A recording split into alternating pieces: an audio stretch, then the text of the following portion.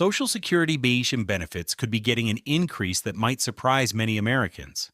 According to multiple reports, the current administration is considering changes that could impact over 70 million beneficiaries. Understanding where this potential increase could come from and when it might happen requires looking at several moving pieces in the current policy landscape. The question on everyone's mind is whether Social Security will be protected from any benefit decreases in the coming years. The answer is potentially yes, but more importantly, there are proposals being discussed right now that could change things in the near term rather than waiting years down the road. Recently, there has been discussion about distributing stimulus checks ranging from $1,000 to $2,000 using tariff revenue. This proposal raised an important question. Would Social Security recipients also receive these stimulus payments? Based on how previous stimulus programs worked, the answer would likely be yes. But this led to another interesting consideration. If stimulus checks of that size are feasible, couldn't benefits be increased by even a modest amount, say $100 to $200 monthly, for the 70 million people receiving them? The numbers behind this possibility are worth examining. Recent data shows that tariff revenue has reached significant levels, bringing in over $60 billion in just 2 months. That translates to roughly $30 billion per month. This revenue stream has opened up new possibilities for how the government could restructure certain taxes and benefits.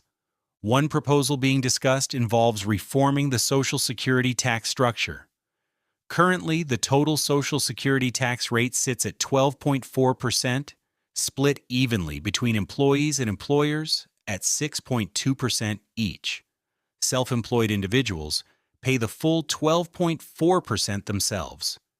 The proposal suggests that if tariff revenue could replace federal income tax for many Americans, there would be room to slightly adjust the Social Security tax rate without anyone really noticing a negative impact. Here's how this could work.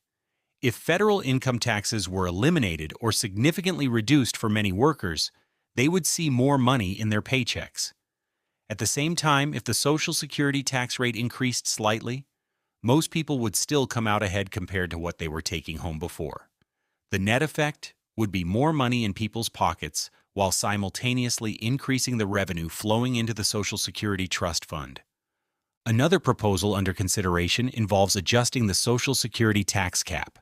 Currently set around $180,000, the proposal suggests raising it to $250,000. Workers would pay the standard 12.4% rate on income up to that higher threshold. However, for income beyond that cap, the tax rate would actually decrease significantly, perhaps to 6.2% or even lower.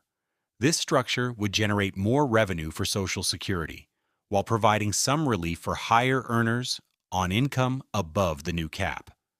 The connection between stimulus payments and Social Security reform might not be immediately obvious, but it's important. The idea behind returning money to Americans through stimulus checks is to boost economic activity. Research suggests that different demographics use stimulus money in different ways. Younger adults might invest it in retirement accounts, stocks, or cryptocurrencies. While these are personal financial gains, they don't immediately stimulate the broader economy in the same way. Social Security recipients and older adults, however, tend to use stimulus money more immediately for everyday expenses. They pay down debt, buy groceries, cover medication costs, or handle unexpected medical expenses.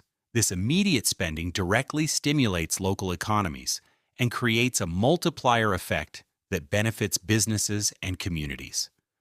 This spending pattern is one reason why ensuring Social Security recipients receive any potential stimulus payments makes economic sense.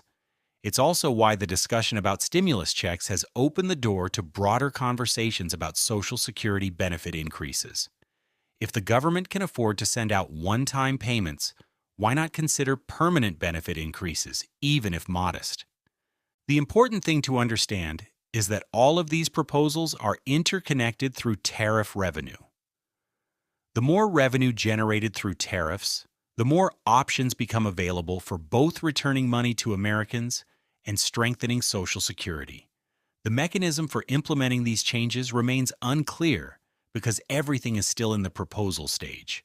No specific legislation has been drafted or introduced that would make these changes official.